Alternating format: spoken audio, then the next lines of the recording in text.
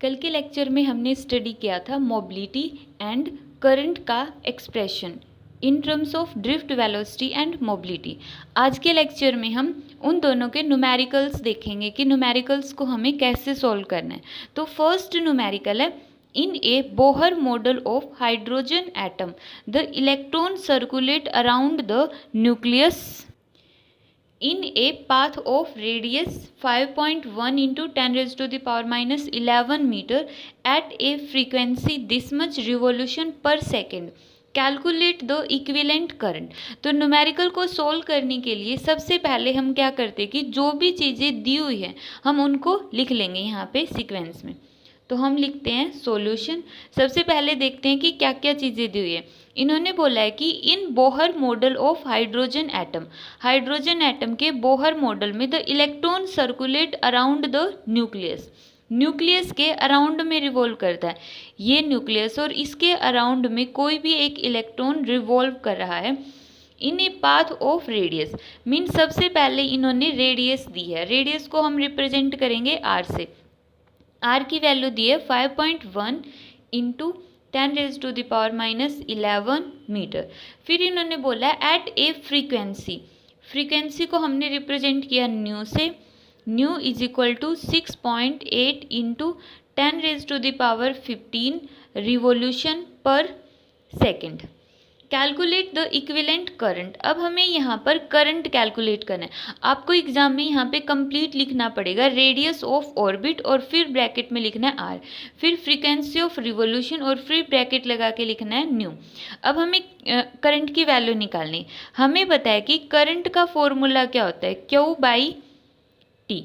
अब यहाँ पे क्यू क्या है, चार्ज। चार्ज किसका, इलेक्ट्रॉन का। इन्होंने इलेक्ट्रॉन दिया है तो हम क्यू की जगह पुट कर सकते हैं charge on electron divide by T. वैसे अगर हम क्वांटाइजेशन लॉ को देखें, क्वांटाइजेशन लॉ को यूज करेंगे तो क्यू इज इक्वल टू होता है एन ई, लेकिन यहाँ पे इन्होंने नंबर ऑफ इलेक्ट्रॉन सिर्फ एक ही दिया है तो हम एन की जगह 1 पुट कर लेंगे, इसलिए हमने क्यू की जगह डायरेक्ट ई पुट किया है। अब हमारे पास E की वैल्यू तो है चार्ज ऑन इलेक्ट्रॉन, लेकिन हमारे पास T की वैल्यू नहीं है। तो T की वैल्यू हम कैसे कैलकुलेट करेंगे। हमें पता है कि डिस्टेंस का फॉर्मूला क्या होता है, distance is equal to speed into time. यहाँ से टाइम का फॉर्मूला क्या बन गया, time is equal to distance by speed. अब डिस्टेंस का मीनिंग क्या है कि वो डिस्टेंस जो इलेक्ट्रॉन कवर करता है, वो पाथ जो इलेक्ट्रॉन ने ट्रैवल किया है। यहाँ पे इलेक्ट्रॉन न्यूक्लियस के अराउंड में रिवॉल्व करता है। हमें पता है कि जो न्यूक्लियस के अराउंड में इलेक्ट्रॉन ऑर्बिट्स में रिवॉल्व करता है वो ऑर्बिट सर्कुलर होते हैं। तो यहाँ पे जो इलेक्ट्रॉन का पाथ है वो एक सर्कल हो गया, तो डिस्टेंस क्या हो जाएगी, इस सर्कल की सरकमफ्रेंस। तो डिस्टेंस की जगह हम पुट करेंगे यहाँ पे circumference, circumference divide by velocity. अब हम टी की वैल्यू को इस इक्वेशन में पुट करेंगे फर्स्ट इक्वेशन के अंदर। तो इक्वेशन फर्स्ट बन गई ई डिवाइड बाई टी। टी की जगह हमने पुट किया 2 पाई आर बाई वी। वी कहाँ पर चला गया, ऊपर की तरफ। अब हमें यहाँ पे देखो ई की वैल्यू है, 2 पाई की वैल्यू है, रेडियस भी दी हुई है, बट हमें वी नहीं पता वेलोसिटी कितनी है। उसकी जगह इन्होंने क्या दिया हुआ है, फ्रीक्वेंसी दिया हुआ है। अब हमें पता है कि यहाँ पे वी लीनियर वेलोसिटी होता है, वी का मीनिंग होता है लीनियर वेलोसिटी। बट जो इलेक्ट्रॉन है वो न्यूक्लियस के अराउंड में रिवॉल्व कर रहा है, एक सर्कल में रिवॉल्व कर रहा है, तो वहाँ पे इलेक्ट्रॉन की जो वेलोसिटी होगी वो लीनियर वेलोसिटी ना होकर एंगुलर वेलोसिटी होती है। तो उस एंगुलर वेलोसिटी का फॉर्मूला क्या होता है, linear velocity divide by radius. तो यहाँ पे एंगुलर वेलोसिटी का फॉर्मूला होगा linear velocity divide by radius. तो लीनियर वेलोसिटी का फॉर्मूला हो गया angular velocity multiply by radius. और यहाँ पे एंगुलर वेलोसिटी का ओमेगा किसके इक्वल होता है, omega is equal to 2 pi nu, nu frequency है डॉट आर। क्योंकि इन्होंने डायरेक्ट ओमेगा की वैल्यू नहीं दी है, इसलिए हम ओमेगा की जगह पुट करेंगे 2 पाई न्यू डॉट आर। तो यहाँ पे हम v की वैल्यू पुट करेंगे 2 पाई न्यू डॉट आर। जब हमने ये v की वैल्यू यहाँ पे पुट की तो हमारे पास i की वैल्यू बन गई दिस मच। अब 2 पाई से 2 पाई कैंसिल, r से r कैंसिल, तो करंट किसके इक्वल आ गया, e डॉट न्यू। अब हम यहाँ पे चार्ज ऑन इलेक्ट्रॉन पुट करेंगे। चार्ज ऑन इलेक्ट्रॉन कितना होता है 1.6 इंटू 10⁻⁻19 और इन्होंने फ्रीक्वेंसी कितनी दी है 6.8 इंटू 10⁻15। अब हम इन दोनों की मल्टीप्लाई करेंगे और सोल्व करेंगे तो हमारे पास आएगा 0.1.088 इंटू 10⁻³ और करंट की यूनिट होगी एम्पियर। यूनिट लगाना कंपलसरी और उसके बाद हम आंसर को बॉक्स के अंदर क्लोज कर देंगे। तो न्यूमेरिकल को सॉल्व करने के लिए सबसे पहले जो भी चीज़ें दी हुई हम उनको लिखते सीक्वेंस वाइज, फिर हम उसका फॉर्मूला लिखेंगे और फॉर्मूले के अंदर सभी वैल्यूज़ को पुट करेंगे और इसके साथ हम सभी की यूनिट चेक करेंगे कि यूनिट SI के अंदर ही होनी चाहिए सारी की सारी या फिर CGS में होनी चाहिए। तो इस तरह से हमने यहाँ पे करंट की वैल्यू कैलकुलेट कर ली। अब नेक्स्ट न्यूमेरिकल दिया है कि a potential difference of 12 volt is applied across a conductor of length 0.2 metre. तो सबसे पहले हम यहाँ पे लिखते हैं कि पोटेंशियल डिफरेंस की वैल्यू है 12 वोल्ट। लेंथ ऑफ कंडक्टर इन्होंने दिया है 0.2 metre. If the drift velocity of electrons, drift velocity की वैल्यू इन्होंने दी है 3 into 10⁻⁻4 metre per second. Calculate the electron mobility निकालनी। अब हमने कल देखा था कि जो इलेक्ट्रॉन मोबिलिटी है उसका फॉर्मूला होता है drift velocity divide by electric field. तो यहाँ पर इलेक्ट्रिक फील्ड की वैल्यू नहीं दी है, बट हमें पता है कि इलेक्ट्रिक फील्ड किसके इक्वल होता है V/L। Electric field is equal to potential difference divide by length of conductor. तो यहाँ पे जैसे कल के टॉपिक में हमने देखा था कि यहाँ पे हमने कंडक्टर लिया, उसको जब हम बैटरी से कनेक्ट करेंगे तो यहाँ पर एक पोटेंशियल डिफरेंस सेटअप हो जाता है। पॉजिटिव टर्मिनल से कनेक्टेड है तो पॉजिटिव, नेगेटिव से कनेक्टेड है तो नेगेटिव।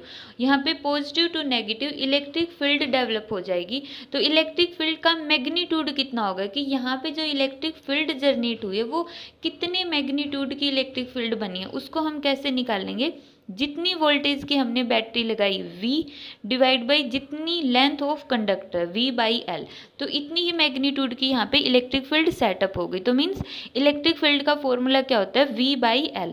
तो यहाँ पे हम पुट करेंगे ड्रिफ्ट वेलोसिटी, E की जगह पुट करेंगे V/L।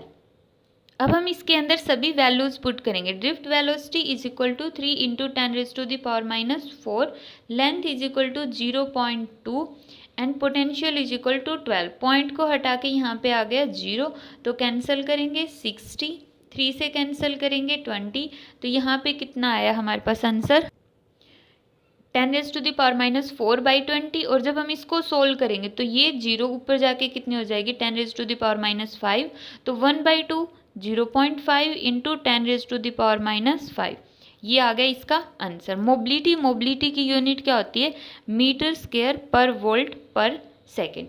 तो ये आ गया इसका आंसर। Next numerical. इस न्यूमेरिकल में सिर्फ हमने डायरेक्ट फॉर्मूला बेस्ड ही किया है कि मोबिलिटी इन्होंने पूछी थी, ड्रिफ्ट वेलोसिटी और इलेक्ट्रिक फील्ड की वैल्यू पुट करके हमने मोबिलिटी निकाल दी। सिंपल सा क्वेश्चन था बिल्कुल। नेक्स्ट न्यूमेरिकल है find the current flowing through a copper wire.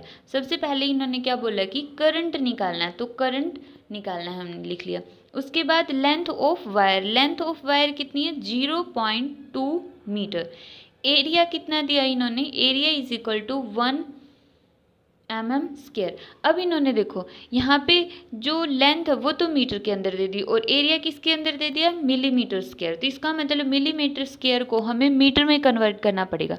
उसके लिए हम देखते हैं कैसे कन्वर्ट करेंगे। हमें पता है कि 1 मीटर के अंदर कितने सेंटीमीटर होते हैं 100 सेंटीमीटर, और 1 सेंटीमीटर के अंदर होते हैं 10 मिलीमीटर।